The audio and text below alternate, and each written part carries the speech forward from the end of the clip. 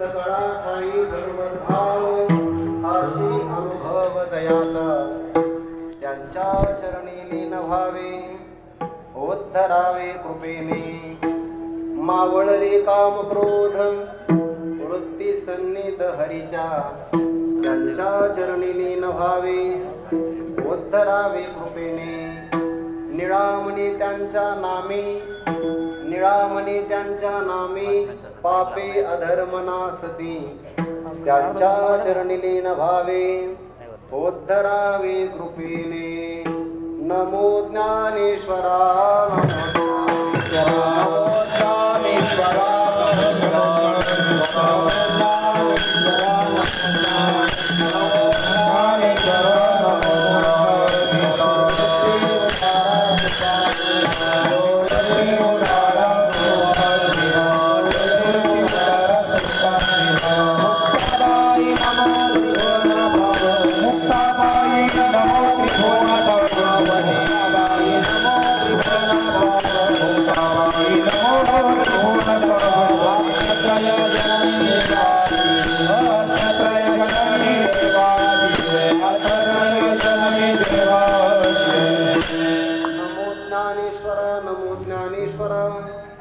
निवृत्ती उदारा सोपान देवा मुक्ताबाई नमो त्रिभुवन पावनी आद्यत्रय जननी देवांची जयांचे केलिया स्मरण होय सकळ विद्यांचे अधिकरण ते जीवंतो श्री चरण श्री गुरूंचे ते नमस्कारुनी आता सकळा ठाई भगवत भाव सकळा ठाई भगवत भाव हाची अनुभव जयाचा त्यांच्या चरणी लीन व्हावे उद्धरावे कृपेने प्रस्तुत प्राप्त प्रसंगी कैवल्य साम्राज्य चक्रवर्ती विश्वमौली ज्ञानोबाराय शांती ब्रह्म संत श्री एकनाथ महाराज वैराग्य रागरसिक जगतवंद्य जगद्गुरु श्री संत तुकोबाराय आदी करून या विश्वातील ज्ञात अज्ञात दृश्य अदृश्य कोटीतील सकल संत महापुरुषांच्या परम कृपाशीर्वादाने संपन्न होत असलेला भव्य दिव्य स्वरूपाचा उत्सव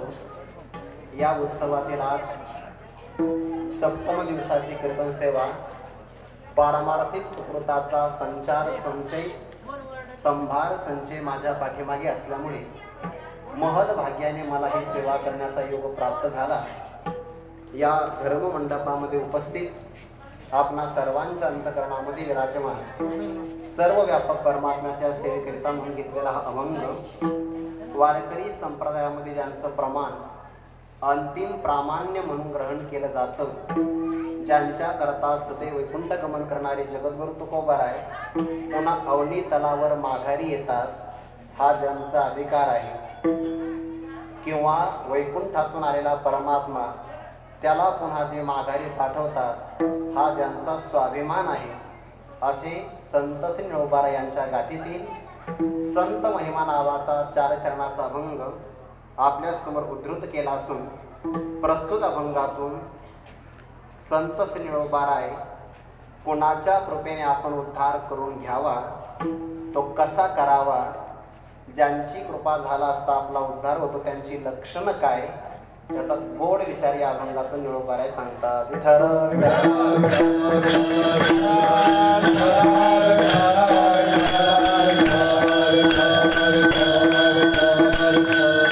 अभंग निळोबाराय यांचा आहे। या अभंगाचा काही भाव आपल्या समोर ठेवण्यापूर्वी दोन शब्दाचा परिहार देणं महत्वाचं आहे। या कार्यक्रमाची पत्रिका पाहिली तर असं वाटतंय की इथं त्रिवेणी संगमच आहे।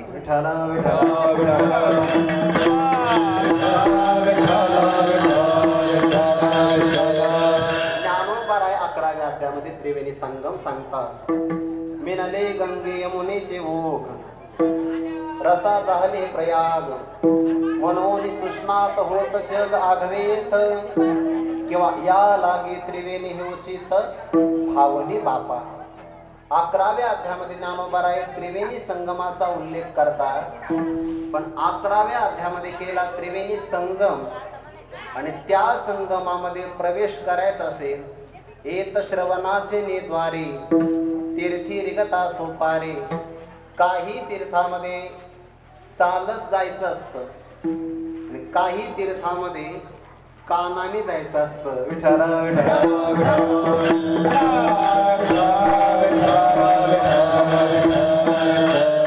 अकराव्या अध्यायामध्ये शांत रसाच्या घरामध्ये अद्भुत रस पावना म्हणून आलेला आहे. शांताची या घरा अद्भुत आला हे पाहुणेरा.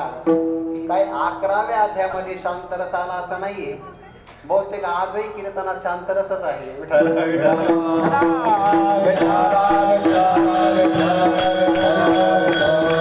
आणि खरं तर असंच आहे. वारकरी संप्रदायाचा रसस्थायी भाव कोणता असेल तर तो शांत रसच आहे. चांगल्या पिकाची जर पेरणी करायची असेल तर जमीन स्वच्छ करून वापसा साधला पाहिजे. जर त्या जमिनीमध्ये तण असेल किंवा धसकट असतील तर चांगल्या प्रकारचं बियाणं पेरता येत नाही. तसं तुमचं अंतकरण जर अशांत असेल तर संत विचार संत वाडीतही पेरता येत नाही. विठ्ठल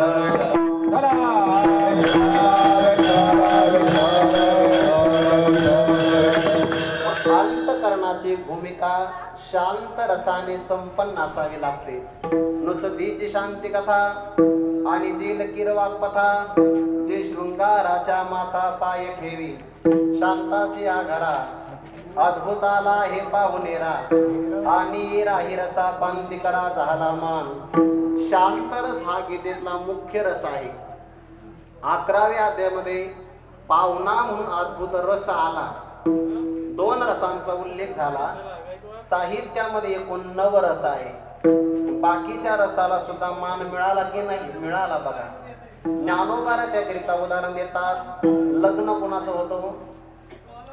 वधू आणि वराचं होतं. वधू वराचं लग्न जरी झालं तर वराडी लोकांना सुद्धा मान मिळतोच. तसं शांत रसाला सर्वात जास्त मान आहे. पण बाकीचे पंक्तीला आले म्हणून त्यांनाही मान. विठ्ठल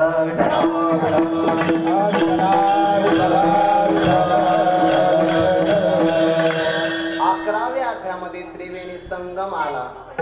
मिनले गंगे यमुनेचे ओघ शांत आणि अद्भुत रस आहे. आणि भगवद्गीतेचा सरस्वती नावाच्या नदीचा ओघ आहे.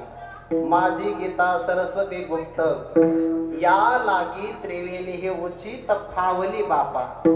आणि त्या त्रिवेणी संगमामध्ये स्नान करायचं असेल श्रवणाचे निद्वारे तीर्थी रिगता सोपारे. माझ्या ताकदीपुरता एवढाच आवाज बस झाला. एवढीच माझी अपेक्षा. काही कमी जास्त करू नका आता. विठ्ठल विठ्ठल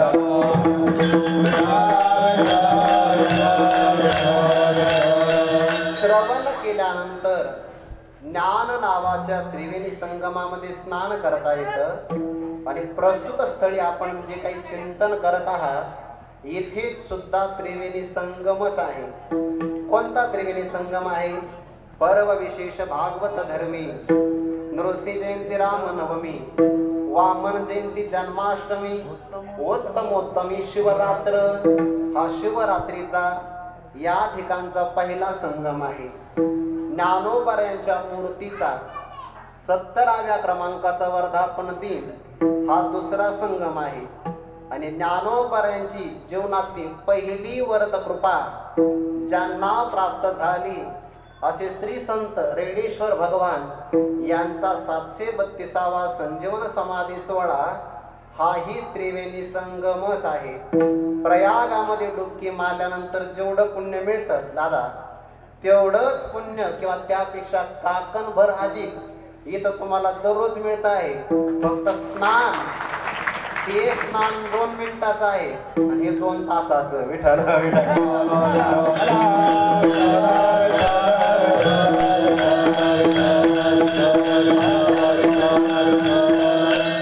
गत वर्षी सुद्धा सेवा करण्याची संधी मिळाली होती.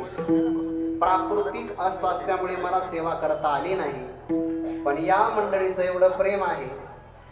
गावोगावी असं असतं एखाद्या महाराजांची जरी गैरहजेरी राहिली तर आता मागोता येईल फेरा देतो न गडे या नगरा. एखादे महाराज जर गैरहजर राहिले तर पुन्हा त्यांची त्या गावाला सेवा येईल असं काही सांगता येत नाही. पण तुम्हा सर्व भाविकांचं आमच्या सारख्यावर प्रेम आहे म्हणून पुनश्च एकदा सेवा प्राप्त झाली. मागच्या वर्षी येता नाही आलं आणि खरं सांगू का, मी कीर्तन करण्याकरता आलोच नाही, तुम्हा सगळ्यांना नमस्कार करण्यासाठी आलोय. विठ्ठल विठ्ठल.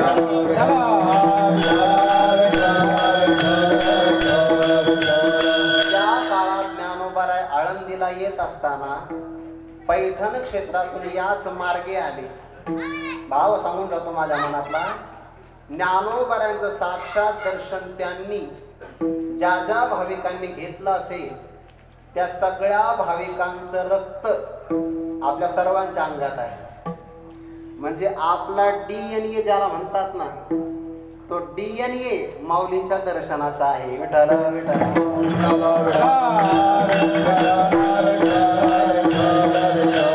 ज्ञानोबारायांनी पुढे चालावं आणि या करता ज्या मंडळी तो मार्ग प्रशस्त केला, किती मोठी सेवा आहे.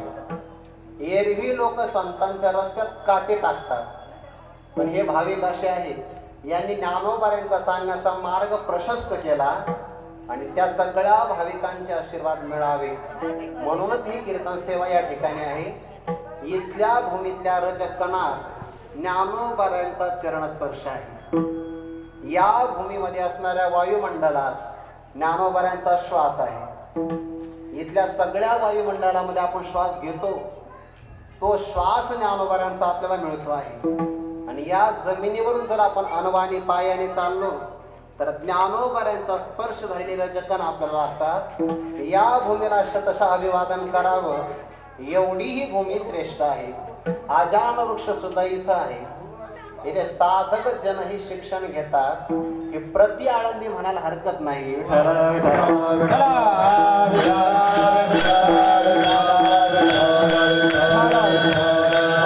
असणाऱ्या संपूर्ण माता भगिनी, भाविक मंडळी, या मंदिराचं व्यवस्थापन करणारी संपूर्ण विश्वस्त मंडळी आणि अगणित साधकावर वात्सल्य प्रेम करणारी, मुलापेक्षाही जास्त प्रेम करणारी जेवढी काही इथं मंडळी असते त्या सर्वांच्या चरणारविंदी मी अभिवादन करतो. ज्ञानोबाची एवढी सुंदर प्रतिमा आहे की किती ती हृदयामध्ये साठवून ठेवावी, मन भरत नाही बघा. पाहिली यावे दलावी पैसेची विजडोनी, इतकी सुंदर ज्ञानोबारायांची प्रतिमा आहे. ज्ञानोबाराय सिद्ध आहेत आणि बाकी सगळे टाळकरी साधक आहेत.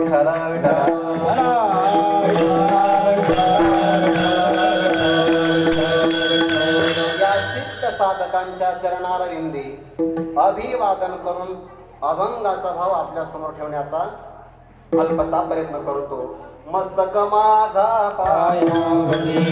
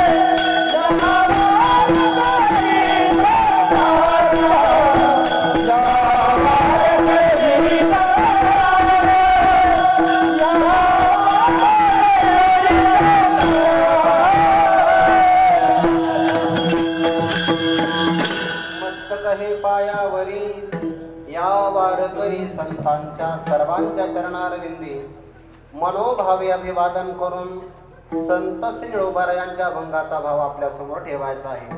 उद्धरावे कृपेने, ज्यांच्या कृपेने आपला उद्धार करायचा आहे त्या संत महात्म्यांची लक्षणं प्रस्तुत अभंगातून ज्ञानोबाराय प्रतिपादन करतात. जगात ज्या ज्या वस्तू निर्माण होतात त्या त्या सगळ्या वस्तूंचं एक एक प्रयोजन ठरलेलं आहे. विना प्रयोजनाशिवाय जगात कोणताही पदार्थ निर्माण होतच नाही, प्रत्येकाचं प्रयोजन आहे. ज्यासाठी जी वस्तू निर्माण झाली त्या प्रयोजनासाठीच जर ती वापरली तर तिचा उपयोग चांगला होतो, अन्यथा होत नाही.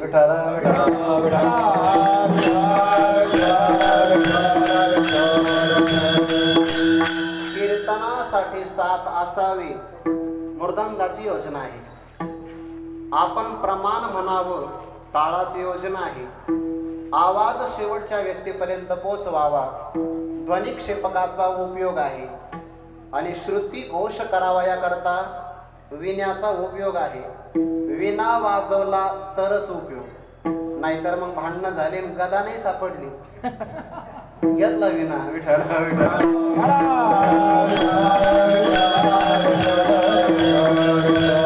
कोणताही पदार्थ जो ज्याच्या करता निर्माण झाला त्याकरिताच त्याचा वापर होणं शहाणपणाचं लक्षण आहे.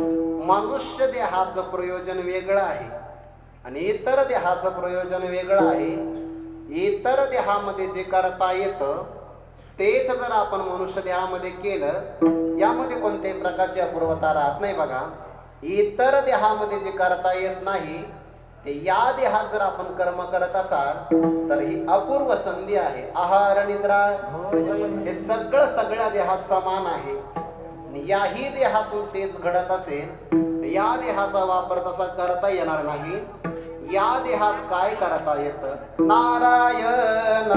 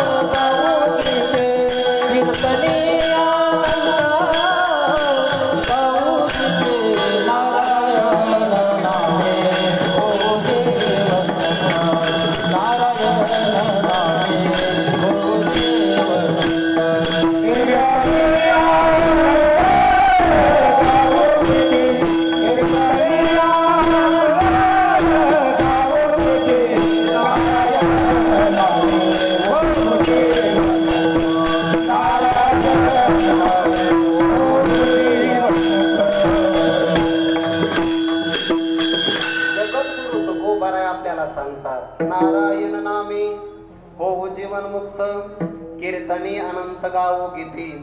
या देहामध्ये आपल्याला मुक्त होता येतं, अन्य देहामध्ये मुक्त होता येत नाही. मुक्ताच्या सापेक्ष बंधन असतं. म्हणून बंधनात पडलेल्या व्यक्तीने मुक्त होण्याचा प्रयत्न करावा. ते फक्त या देहामध्ये आपल्याला करता येतं. निसर्गामध्ये एक पक्षी आहे ज्याला पोपट म्हणतात. तो बिचारा आकाशामध्ये मुक्त संचार करतो, फक्त त्याला आसक्ती निर्माण झाल्यामुळे बंधन प्राप्त होतं. एरवी ज्ञानोबा एका ओळीमध्ये 3 दृष्टांत देतात, पण तेच ज्ञानोबा गीतेच्या 6व्या अध्यायामध्ये एका दृष्टांताकरता 4 ओव्या देतात. एका ओवीत 3 दृष्टांत देणारे ज्ञानोबा एका दृष्टांताकरता 4 ओव्या देतात. ते पक्षी पकडणारे पारधी असतात, रान पारधी, आणि ते विनाकारण कोणत्याही पक्षाला पकडत नाही. ज्या पक्षाला बाजारात किंमत आहे त्यालाच ते पकडतात, कावळ्याला नाही पकडत. एवढा सोपा कावळा हातात लागणं, कावळ्याला नाही पकडत. पकडतात कोणाला? पोपटाला पकडतात. का? पोपट गोड बोलतो, नाही कळत? विचारा विचारा.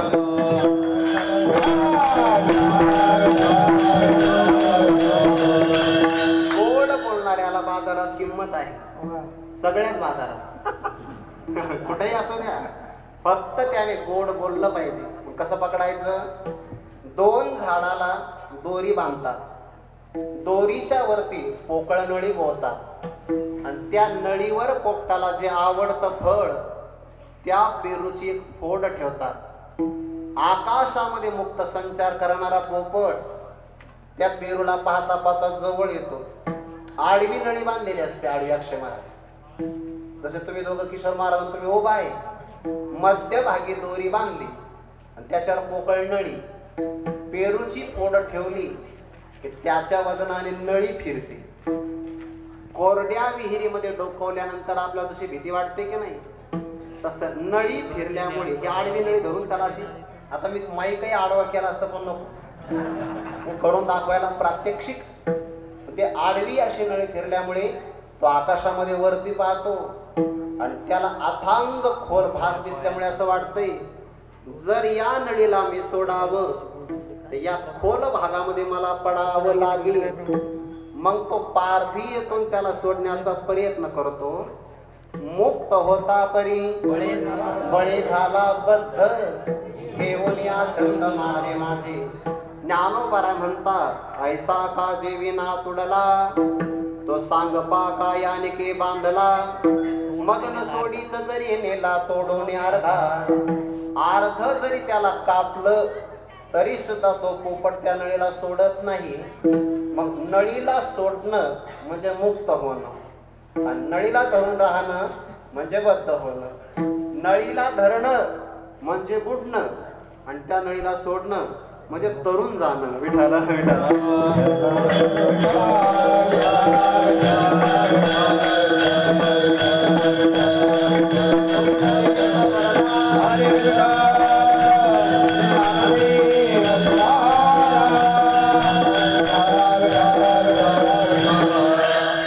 निसर्गामध्ये हा पक्षी आलेला आहे बघा.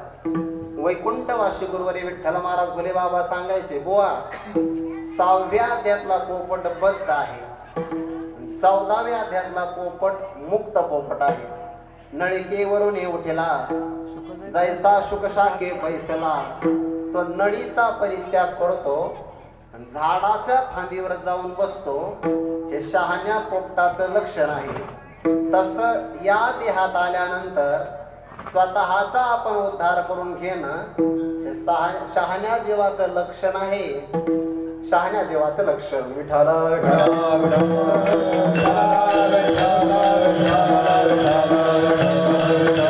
भगवान सुद्धा गीतेमध्ये म्हणतात ना, उद्धरेद आत्मनात्मानं नात्मानं वसावेत आत्मैव ह्यात्मनो बंधुरात्मैव रिपुरात्मनः. आपुली आपण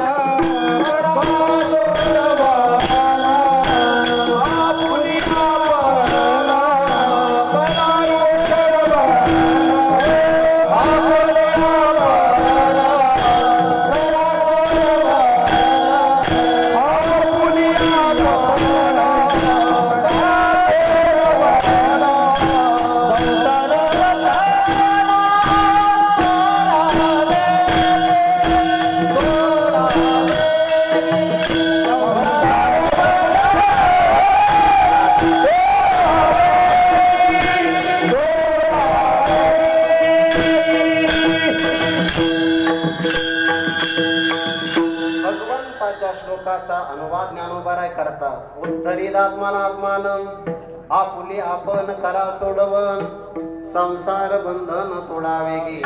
अर्थात या देहामध्ये आल्यानंतर उद्धाराचा आपण विचार करावा.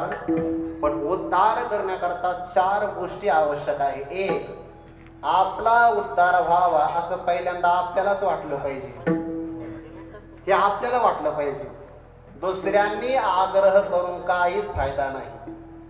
जेवणातला आग्रह दुसरे करू शकतात, उद्धाराचा नाही करता येत. स्वतःच्या मनामध्ये ते भावना निर्माण झाली पाहिजे. काय मी उद्धार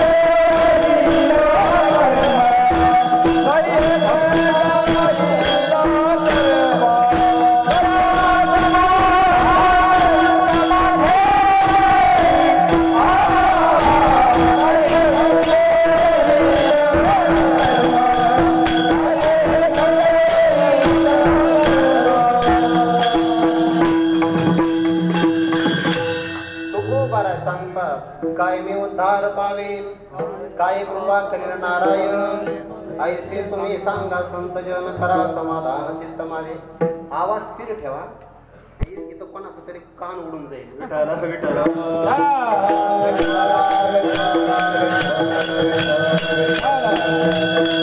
डेसिबल योग्य प्रमाणात पाहिजे.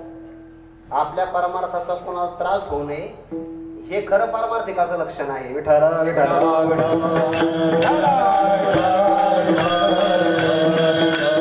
आपलं आपल्याला वाटलं पाहिजे, काय मी उद्धार पावेन, काय कृपा करील नारायण, ऐसे तुम्ही सांगा संतजन, करा समाधान चित्त माझे.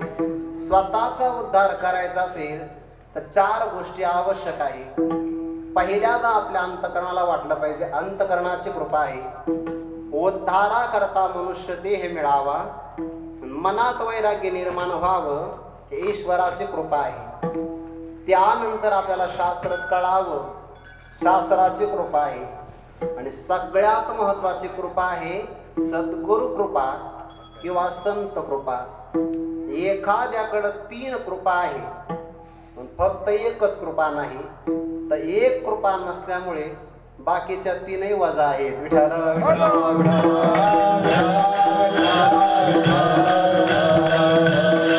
मला फक्त त्यातला उणीवपणा सांगायचा नाही, सिद्धांत पटविण्यासाठी फक्त मी आपल्याला उदाहरण देतो आहे. नामदेवरायांच्या हातून परमात्मा तुद प्राशन करायचे, देवाची कृपा आहे बघा. परमात्म्याला वश करावं, अंतकरणाची कृपा आहे. अभंगाची रचना करावी, शास्त्र कृपा आहे. फक्त विसोबा महाराजांची कृपा नाही, तर भगवान म्हणे नामदेव महाराज तुम्ही कच्चे आहात. एक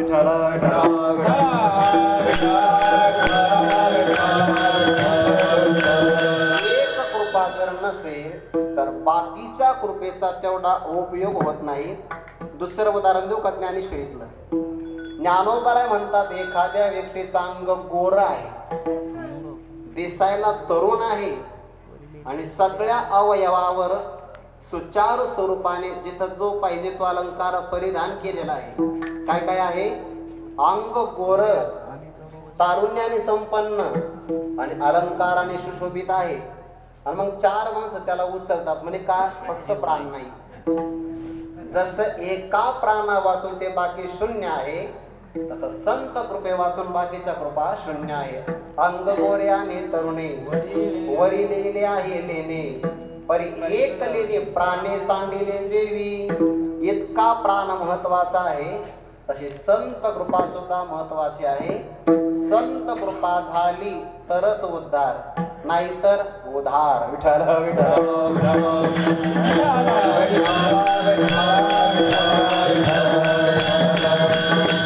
संतांची कृपा आपल्याला व्हावी तर काय करावं? भगवान परमात्मा गीतेमध्ये सांगतात, तद्विधी प्रणिपातेन परिप्रश्नेन सेवया उपदेक्षन्ति ते ज्ञानम ज्ञानिनस्तत्वदर्शिनः. संत महात्मे आपल्यावर कृपा करतात, पण कृपा प्राप्तीची साधन 3 आहे. तद्विधी प्रणिपातेन, एक तर त्यांना नमस्कार करावा, श्री संतांची माथा चरणावरी साष्टांग हे करी दंडवत.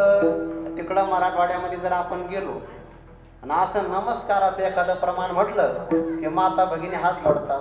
माझी अपेक्षा नाही, फक्त सांगितलं.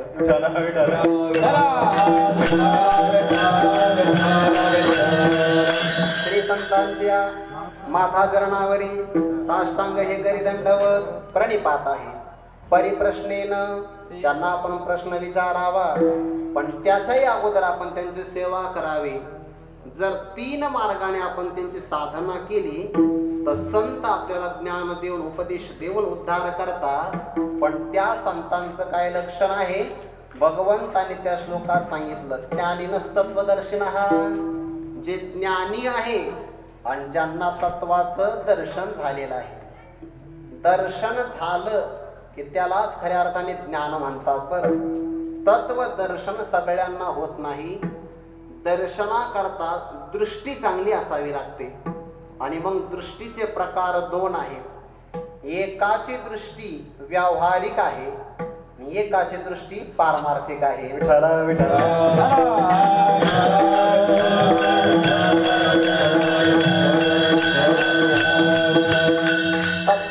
नजर सांगण्याकरता मी तुम्हाला उदाहरण देतो. ज्याची नजर वर असते ती दृष्टी व्यावहारिक असते आणि ज्याची नजर खोलपर्यंत जाते त्याला पारमार्थिक नजर असं म्हणतात. उदाहरण देतो म्हणजे लक्षात येईल. एखादा लहान मुलगा सोनाराच्या दुकानात गेला तर तो अलंकारालाच पाहतो, अलंकाराला पाहतो, त्यातल्या सोन्याला पाहत नाही. जरी त्या मुलाचं नाव सोन्या असलं तरी, सोन्या नाव असू दे त्याचं, पण त्याची नजर अलंकारावर आहे. अलंकारपणे झाकले बाळा सोने वाया गेले. ज्ञानोबा म्हणतात ना, तैसे नामी रूपी दुरावली अद्वैत जया. म्हणजे अलंकाराची नजर असल्यामुळे तो बालक आहे. आणि त्याच दुकानामध्ये सोनार गेला तर त्याची नजर सोन्याची आहे. सुवर्णाची नजर खरी का अलंकाराची खरी? कोणती नजर खरी आहे? सुवर्णाची. विठ्ठल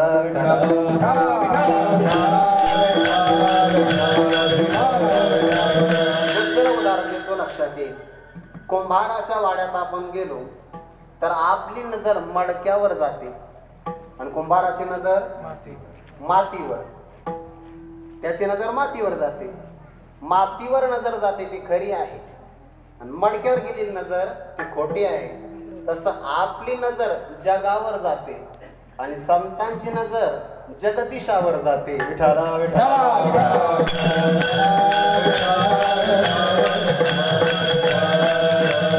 आपण पाहतो तेव्हा आपल्याला जगत भाव अनुभवाला येतो आणि संत जेव्हा पाहतात तेव्हा त्यांना काय अनुभवाला येतं? सकळा ठाई भगवत भाव,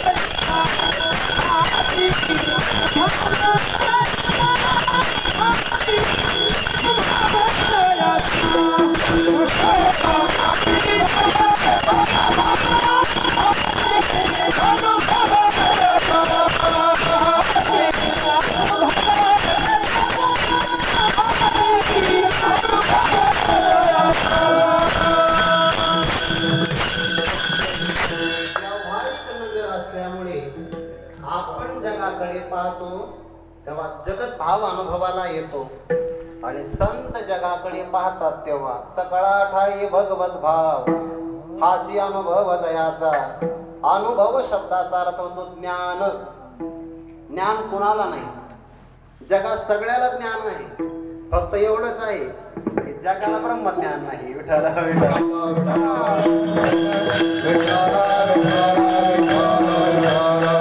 हे काय आहे? वायर ज्ञानच आहे की. हे काय आहे? लोखंड ज्ञानच आहे. हे काय आहे? जे जे आपल्याला माहिती आहे ते सगळं काय आहे? ज्ञानच आहे. पण ते सगळं व्यावहारिक ज्ञान आहे आणि व्यावहारिक ज्ञानामध्ये जर आपण प्रगती केली तर फार झालं तर आपली दुपारची भ्रांती निवृत्त होते. म्हणजे याची फक्त सुविधा होते. हे सगळं प्रापंचिक किंवा व्यावहारिक ज्ञान आहे आणि मरणाला जे मारत ते पार मारते अध्यात्म ज्ञान आहे. विठ्ठल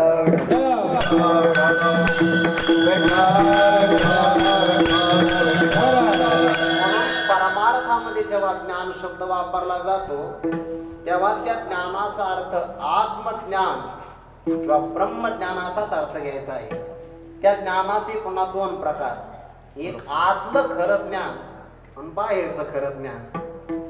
आतलं ज्ञान म्हणजे कोणतं? मी वासुदेव तत्वता, हे आतलं ज्ञान आहे. आणि बाहेरच्या ज्ञानामध्ये सकळा ठाई भगवत भाव, ज्याला सगळीकडे परमात्म्याचं दर्शन होतंय, ते खरं बाहेरचं त्याचं यथार्थ ज्ञान आहे. पण का होत? त्यांनाच का होतं आणि आम्हाला का होत नाही? त्यांना होतं, त्यांना प्रमाज्ञान आहे. आणि आपल्याला होत का नाही? आपल्याला ब्रह्मज्ञान आहे. विठ्ठल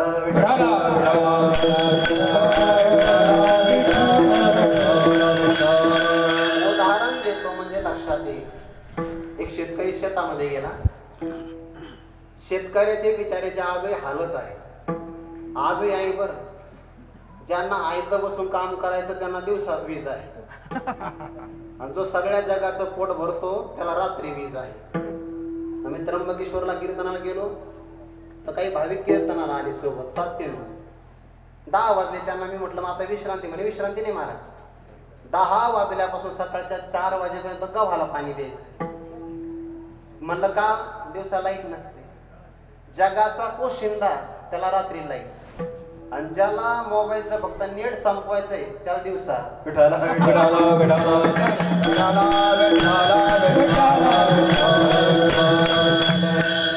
काम करावंच लागतं. शेतकरी सकाळी कामाला गेला, सायंकाळी यायला उशीर झाला, त्याला झावळं म्हणतात बघा. आहे इकडे शब्द ज्ञानेश्वरीमध्ये आलेला आहे. झावळे भूतबिन नाही से देखे, 9व्या अध्यायामध्ये शब्द आलेला आहे. थोडक्यात स्पष्ट प्रकाशही नाही आणि गडद अंधकारही नाही, त्याला मंद अंधकार असं म्हणतात. मंद अंधकार. तिथं थोडीशी दोरी पडलेली होती, त्या दोरीला शास्त्रामध्ये रज्जू म्हणतात. विचार सागरात येतं सगळं. या द्वाऱ्या आपल्या आयुष्यभर उपयोगी पडतात. शेवटी बांधायला तरी काय आहे?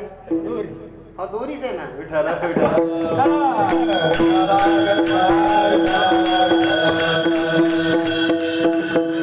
रज्जू फक्त विचार सागरातच नाही लक्ष्मण बाबा.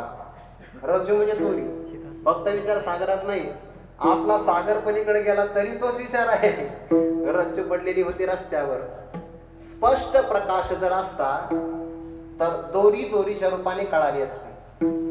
गडद अंधकार जर असता तर दोरीला पाय तळी तुडवून पुढे गेला असता. पण ज्ञानभाव एवढा प्रकाश नाही आणि तुडवून जावं एवढा अंधकार नाही, मंद अंधकार आहे. मग त्याला ज्ञान झालं. इथं काहीतरी आहे बुवा, पण नेमकं काय आहे माहिती नाही. काहीतरी आहे सामान्य ज्ञान, आणि रज्जूच आहे असं माहिती नाही म्हणून अज्ञान. सामान्य ज्ञान आणि विशेष ज्ञान एकत्र झालं की तिथं भ्रम निर्माण होत असतो. रज्जू लांबट असते, आणि लांबट कोणता पदार्थ असतो रे? वा बघा विचार सागर तयार आहे.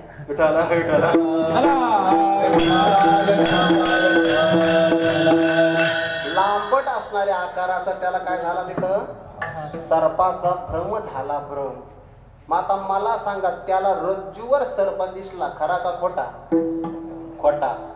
पण खोटा पदार्थ पाहिल्यानंतर पळाला, गुडघे फुटले, समोरचे 2 दातही पडले, नाकातून रक्त प्रवाहित झाले. खरं का खोटं? खरं. काय आहे? पदार्थ खरा का खोटा याला महत्व नाही, तो आपण मानतो काय याला महत्व आहे.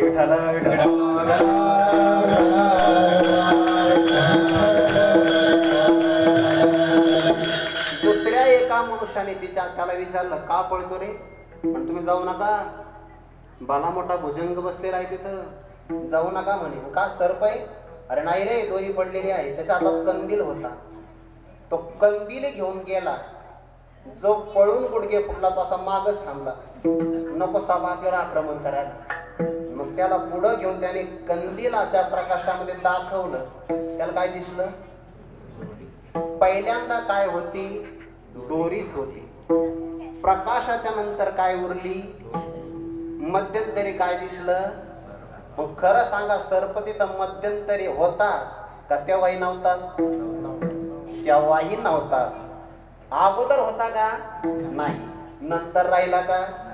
मध्यंतरी भासला तेव्हा तरी होता का? याचा अर्थ सर्प तिन्ही कालात नव्हताच. याला त्रैकालिक अत्यंत भावाचा निश्चय म्हणतात.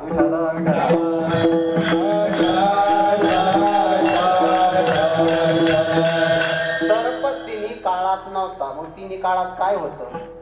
सर्प भासायच्या अगोदरही दोरीच होती. सर्प निवृत्त झाल्यानंतरही सर्प भासला तेव्हाही दोरीच होती. दोरी तिन्ही काळात होती. जे तिन्ही काळात असतं ते सत्य असतं, आणि जे दोन काळात नसतं आणि एकाच काळात दिसतं ते खोटं असतं.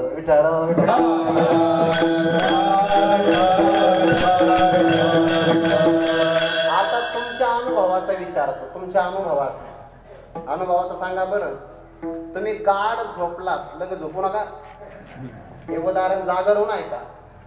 गाढ झोपल्यानंतर काय दिसतं आपल्याला? स्वप्न नंतर. गाढ झोपला, थोडीशी झोप चावळली की मग स्वप्न.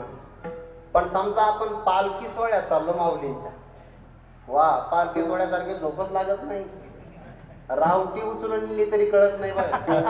इतकी गाढ झोप लागते की नाही? अशी गाढ झोप लागली तर तेव्हा जगत आहे का? नाही. म्हणजे झोप लागल्यानंतरही जगत नाही, आणि झोपेतून जाग होण्याच्या अगोदर नाहीच.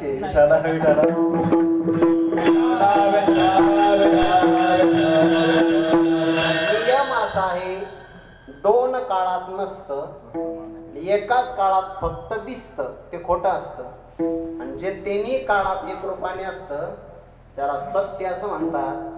जगताच्या पूर्वीही परमात्माच होता. जगताचा प्रलय झाला तरी परमात्माच राहणार आहे. आणि जेव्हा आपण जगताकडे बघतो तेव्हा जगताचं अधिष्ठान कारण सुद्धा परमात्माच आहे. सगळा ठाई भगवत भाव. सगळ्या ठिकाणी कुठं कुठं आलाय? खं वायुमग्नी सलिलम महिंच ज्योतिंशी सत्वानि दिशोद्रुमादीन सरी समुद्रांश हरिश शरीरम यत्किंच भूतम प्रणमेत अनन्यः. भागवतातला श्लोक आहे. ज्ञानेश्वरीतले ओवी सांगतो. आदि ब्रह्मा करुणी शेवटी मशक धरुणी माझी समस्त हे जाणुनी स्वरूप माझे. मग वाढधा कुठे न म्हणती सजीव निर्जीव नेनती. देखिली ये वस्तू उजुलून किती मीची म्हणोनी. ब्रह्मदेवापासून तर चिलटापर्यंत सगळ्या ठिकाणी फक्त ते परमात्म्यालाच पाहतात. सगळा ठाई भगवत भाव हाची अनुभव जयांचा. हेच त्यांचा अनुभव आहे. जगलो हे हा अवघा जनार्दन. जगलो हे हा अवघा जनार्दन हा त्यांचा भाव आहे. जागता जगदेव, जागता जगदेव. विठ्ठल विठ्ठल.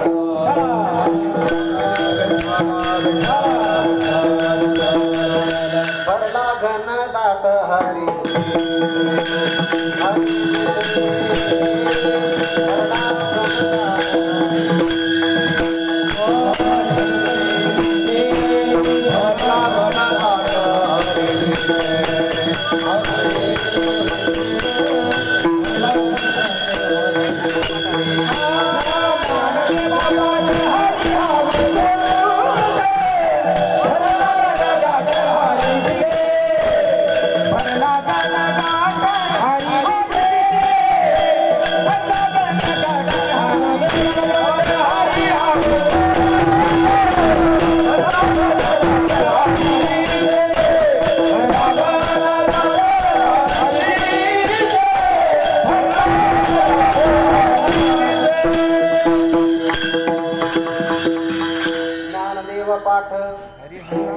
हरिहा वैकुंठ भरला घनदाट हरी दिसे सर्वा गटे राम.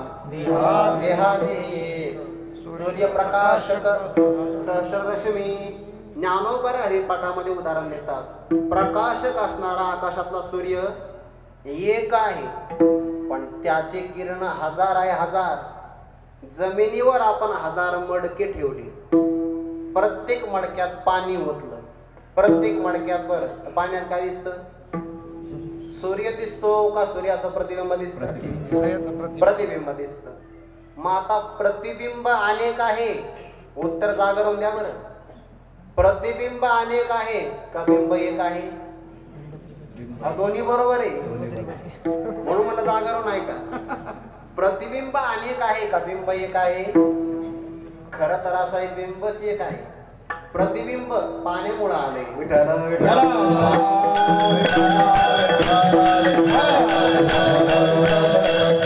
जसं अनेक घटामध्ये सूर्य एक असावा, तसं अनेक देहामध्ये परमात्मा एकच आहे.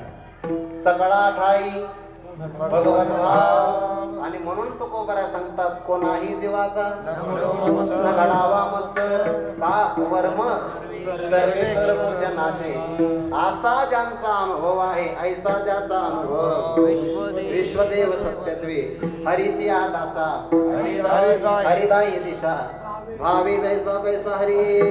असा ज्यांचा अनुभव असेल, असा महात्मा जर आपल्या जीवनात आला तर आपण काय करावं?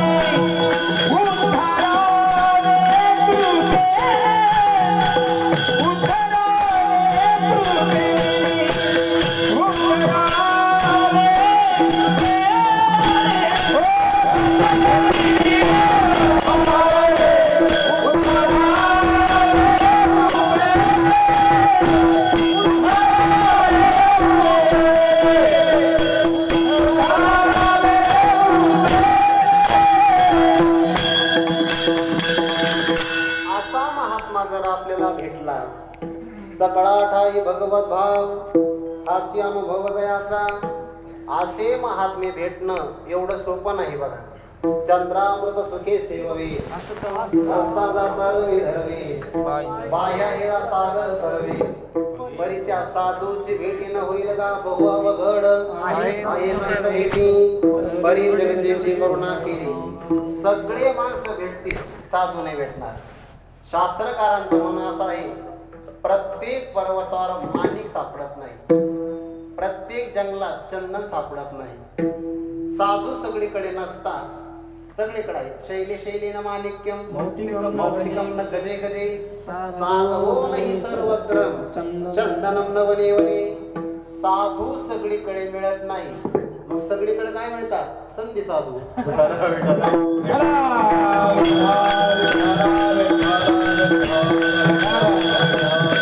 अरे खरे साधू ओळखूच येत नाही, आणि खऱ्या साधूला असं वाटतं आपल्याला कोणी ओळखूच नाही.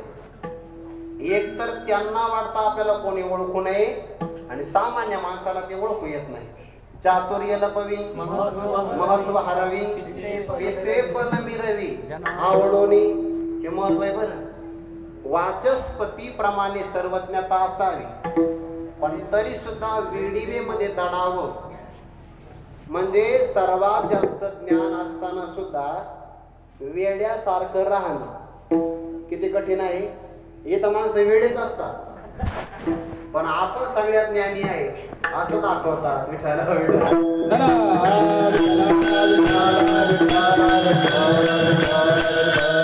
साधू ओळखू येत नाही. सगळ्या ठिकाणी परमात्माच विद्यमान आहे. भगवत भाव म्हणजे भगवंताचं अस्तित्व. 7व्या अध्यायातला श्लोक सांगतो, वासुदेव सर्वमिती समहात्मा सुदुर्लभ. महात्मा दुर्लभ आहे बघा.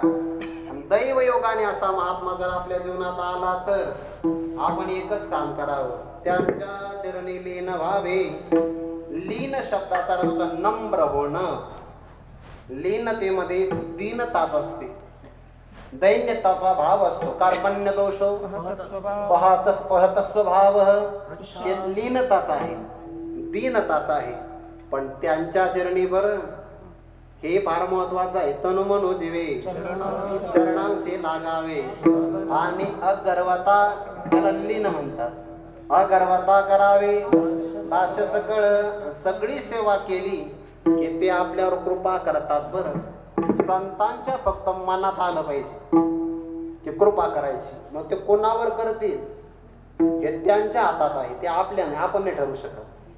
त्यांच्या फक्त ते मनात आलं पाहिजे. उद्धरावे कृपेने.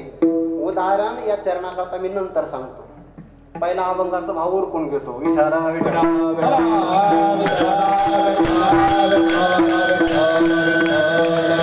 प्रातस्मरणीय वंदनीय गुरुवर्य विठ्ठल महाराज गुले बाबा पाठामध्ये सांगायचे, बुवा हे आपलं मस्तक आहे ना, शरीरामध्ये याला उत्तमांग म्हटलं आहे. उत्तमांग. आणि म्हणून उत्तम असणारं मस्तक कोणाच्याही चरणावर ठेवू नये. बुवा बाबांचं वाक्य सांगतो, कोणत्या चरणावर मस्तक ठेवावं, कोणत्या चरणावर? ज्यांचं आचरण चांगलं आहे. कळालं का बरं? आचरण चांगलं त्या चरणावर मस्तक. विठाला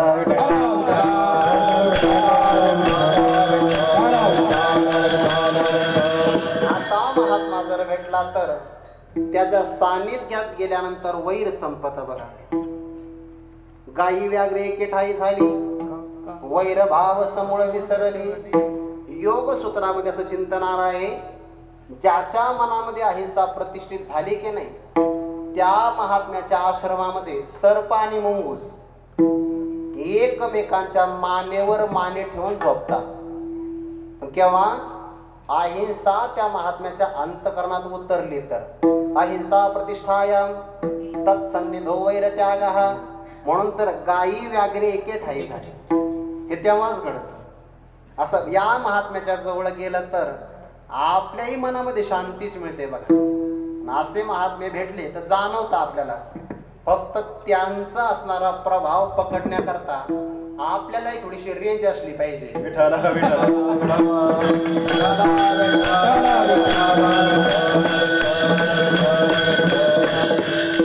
वर्तमान या मंडपामध्ये दूरदर्शनवर प्रसारित केले जाणारे सगळे कार्यक्रम आहे की इथं सगळे कार्यक्रम आहे. आकाशवाणीवर प्रसारित केलेले सगळे कार्यक्रम इथं आहेच. फक्त ते खेचण्याकरता टीव्ही किंवा रेडिओ लागतो. तसं महात्म्याचा प्रभाव समजून घेण्याकरता तेवढं आपलं अंतकरण शुद्ध लागतं.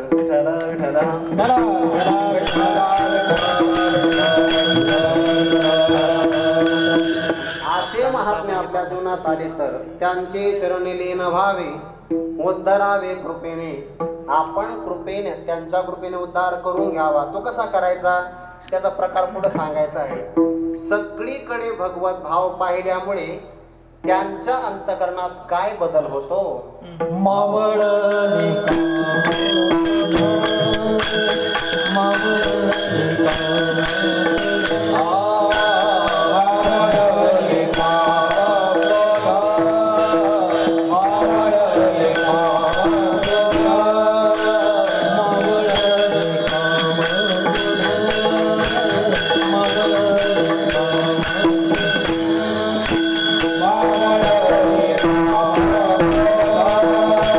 Wow.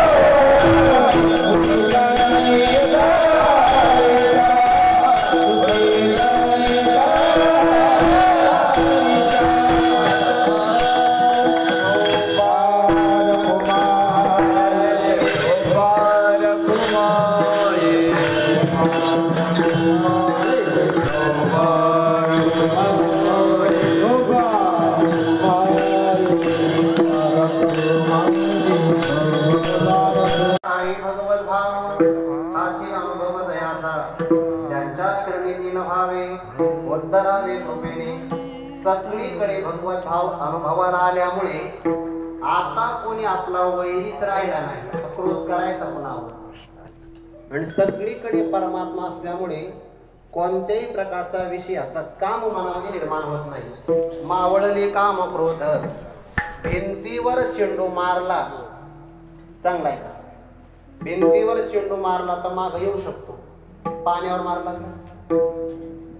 मारला तर माग येत नाही. तसं जग रूपाने दिसलं तर काम क्रोध निर्माण होऊ शकतात, पण परमात्मा रूपाने पाहिलं तर काम क्रोध होतच नाही. विठ्ठला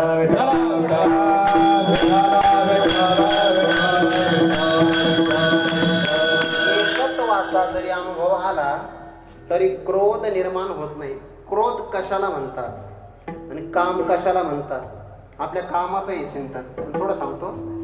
काम कशाला म्हणतात?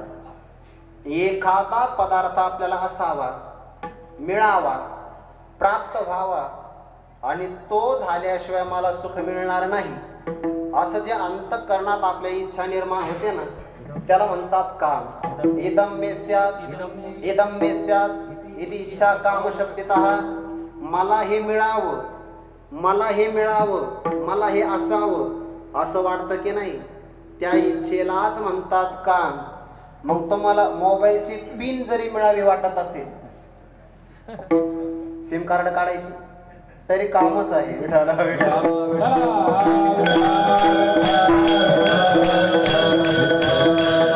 काहीही मिळावं असं वाटत असेल, इहलोकापासून ब्रह्मलोकापर्यंत ज्या ज्या विषयाची तुम्हाला इच्छा होते तो काम आहे. त्या कामात कोणी प्रतिबंध केला तर आपल्या अंतःकरणात जाळ निर्माण होतो. त्या ज्वलनात्मिका वृत्तीला क्रोध म्हणतात. ज्ञानोबांनी दिलेलं उदाहरण आहे बरं, मी तुम्हाला सांगतो फक्त. खरं असं आहे, दुसऱ्याचं सुख पाहिलं आनंद व्हावा, पण दुसऱ्याचं सुख पाहिलं जळफळाट निर्माण होत असेल तर त्याला क्रोध असं म्हणतात. उदाहरण देतो, ओवीमध्ये आलेला आहे, फक्त विस्तार करतो थोडासा. आपण पाहुणे आपल्याकडे आले, घाईमध्ये स्वयंपाक करायचा आहे. सगळ्यात लवकर भाजी कोणती होते? वा, काय अनुभवी. सगळ्यात लवकर पिठलं तयार होते, बरोबर आहे का? त्या पिठल्यात दोन प्रकार. एक आधनामध्ये हाटून केलं जातं, बरोबर आहे का? माझा अनुभव आहे अंगी. दुसरं तव्यावर केलं जाणारं पिठलं.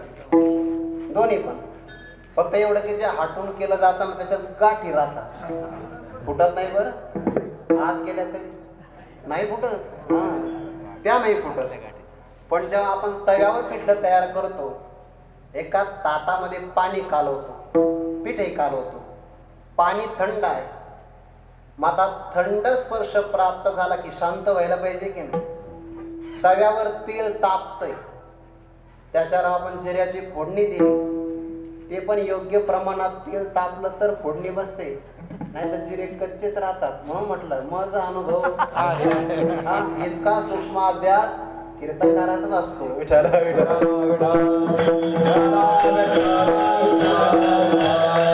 तव्यावर तेल तापलेलं आहे, समोर ताटामध्ये थंड पाणी. मला सांगा, थंड पाण्याचा स्पर्श प्राप्त झाला तर तेल शांत होतं का भडकत? वा, याला क्रोध म्हणतात.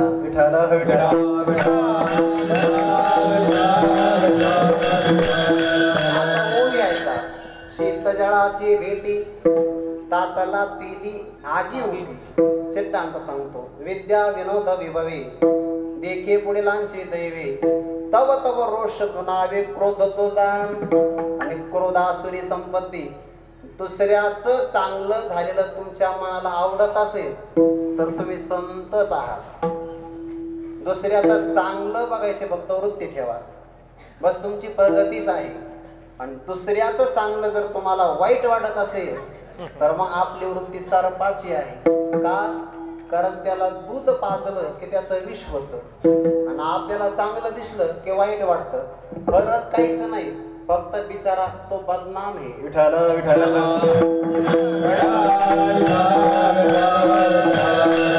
संतांच्या बाबतीमध्ये तुका म्हणे सुख पराविया सुखे म्हणून क्रोध नाही, तो काम सर्वथा जाई म्हणून काम नाही. आत तृप्त असेल तर काम नसतो, आणि दुसऱ्याचं सुख पाहिलं की क्रोध नसतो. मावळले काम क्रोध. त्याचं कारण काय? वृत्ती सन्निध हरीच्या, कायम अंतकरणाची वृत्ती देवाच्या जवळ आहे बघा. देह कुठं असू द्या, फक्त वृत्ती देवाजवळ पाहिजे. देह असो माझा भजन येताये,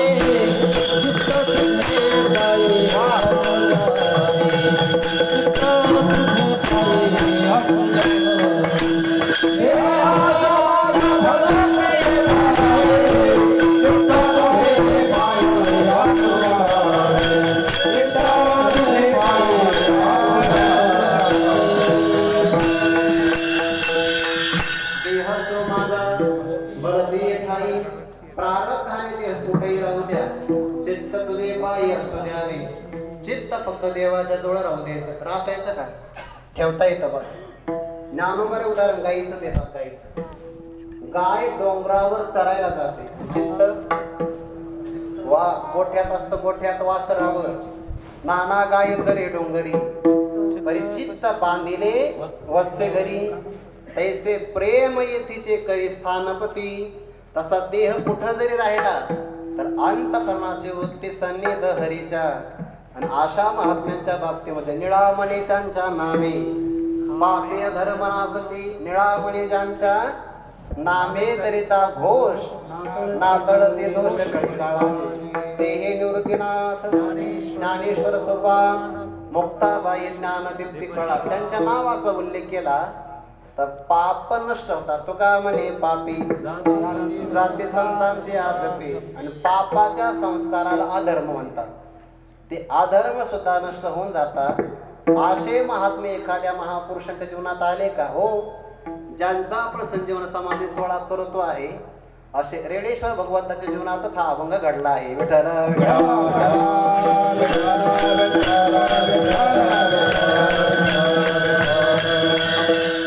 येता येता आता गणित केलं बरं.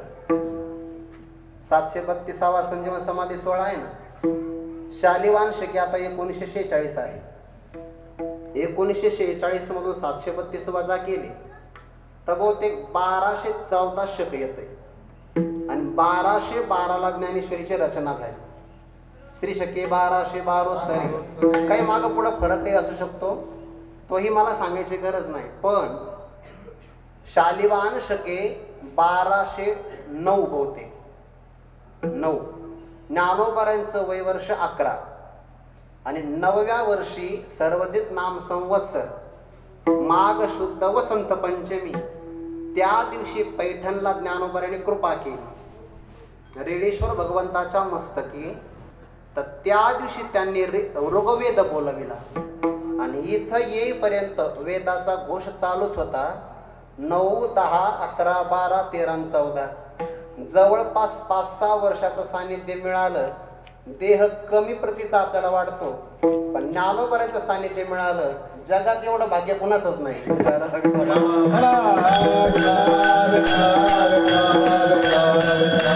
ज्ञानोबरांच्या जीवनातला पहिला शिष्यत्वाचा मान मिळाला. निळोबारे वर्णन करतात, एक पशु तुझा सच्चिदानंद बाबा, शिष्य केला नभा ना कळत. 2 शिष्य, एक पशु म्हणजे पहिले, तुझा सच्चिदानंद बाबा. आणि अपूर्व आहे बघा, एक मृत्यू पंथाला लागले होते, परत जिवंत केले. आणि एक पैठण क्षेत्रातून आले तर त्यांच्या चरणी लीन व्हावे, उद्धरावे कृपेने. हे कोणाला कळालं? रेडेश्वर भगवंतालाच कळालं. आणि का कळालं? त्यांचं कारण आहे की सगळा ठाई भगवत भाव पाहणारे, अनुभव असणारे ज्ञानोबा त्यांच्या जवळ होते. पैठणचा इतिहास आपल्या सर्वांना माहिती आहे. नावांची चेष्टा झाली बघा, नावांची चेष्टा झाली. अगोदर याती कुळ नाही, पत्र वाचली असं ते सगळ्या जणांनी ते पत्र वाचलं, हसू लागले. आणि मग सामान्य निर्णय दिला की काही नाही, तीव्रानुतापे करावे भजन, गोखरा आणि श्वान बंधुनिया. तुम्ही फक्त तीव्र अनुतापाने भजन करावं. आणि सर्वांना नमस्कार करावा असा सामान्य निर्णय दिला विठ्ठल.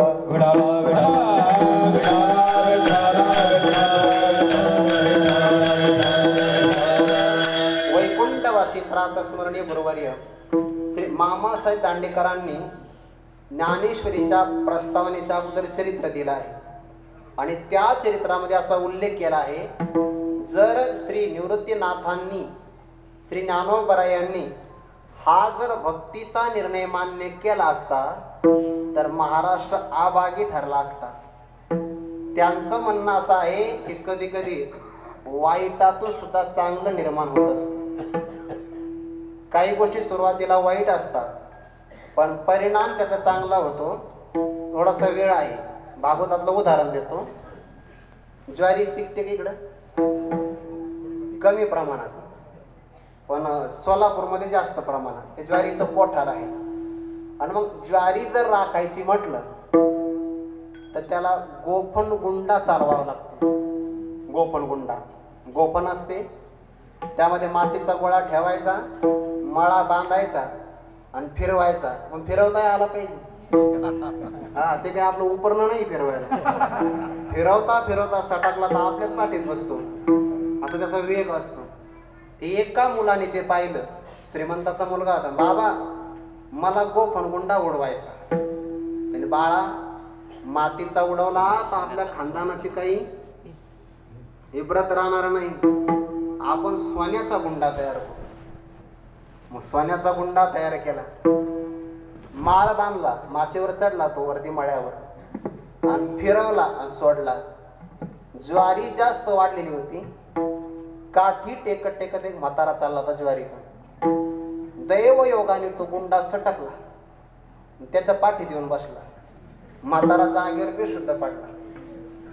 ठेच लागली तर माणसं इकडं तिकडं पाहतात, आपलं कोणी पाहिलंच नाही. आणि मग राग दगडावर काढतात. त्याने विचार केला कोणी मला दगड मारला. राग आला भलता. पाहिलं तर गुंडा सोन्याचा होता. लागलं याचं दुःख आहे पण नंतर आनंद आहे. नाथ महाराज म्हणतात गोपन गुंडा सन्मुख लागली यावं शेवटे दुःख, तोची सुवर्णाचा झाली या देख, दुःख लोपोनी सुखाने वार वाढे. म्हणजे लागला हे वाईट झालं पण सोन्याचा मिळाला हे चांगलं झालं की नाही. तसं ज्ञानोबरायांच्या नावाची चेष्टा झाली हे वाईटच आहे पण पुढचं चांगलं झालं.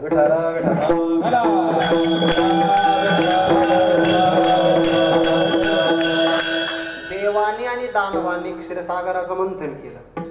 सुरुवातीला काय निघालं? सगळ्या सुरुवातीला विष निघालं. विष, अमृत नाही. अमृत शेवटी. अमृत एवढं लवकर निघत नाही. अहो ऊसाच्या रसातून सुद्धा पहिल्यांदा मळीच निघते.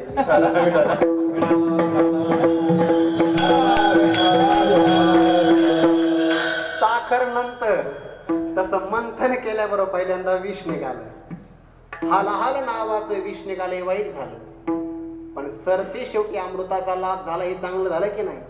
तसं ज्ञानोबरांच्या नावाची चेष्टा झाली हे वाईटच झालं पण पुढचं काम चांगलं झालं.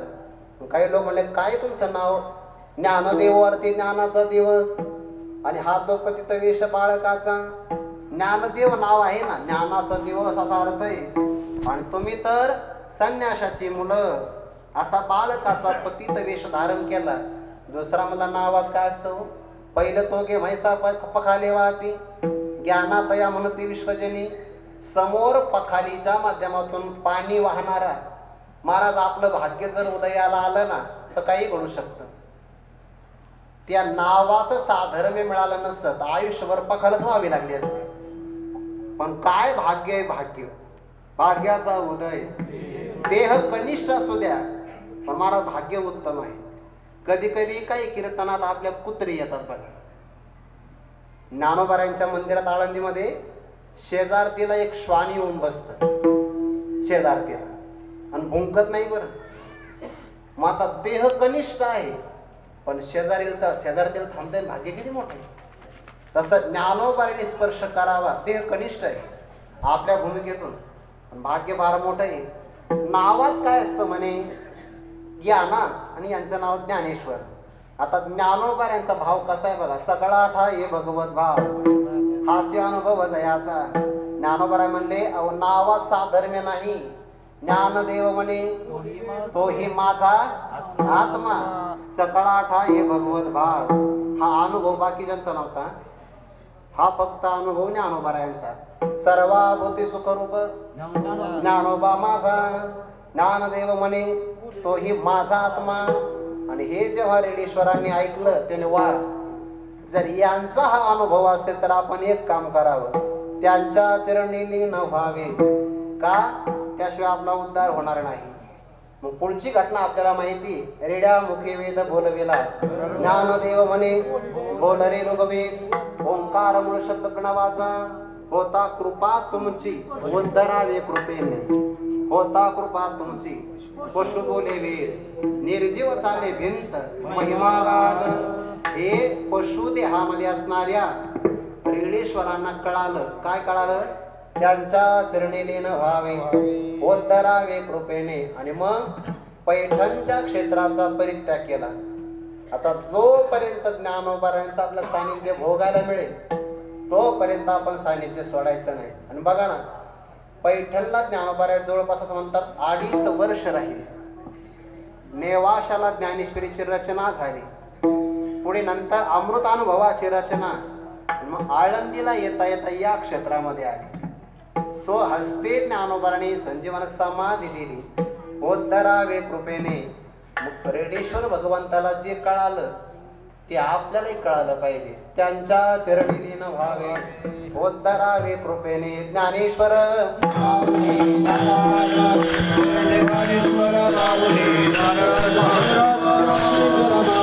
ज्ञानेश्वर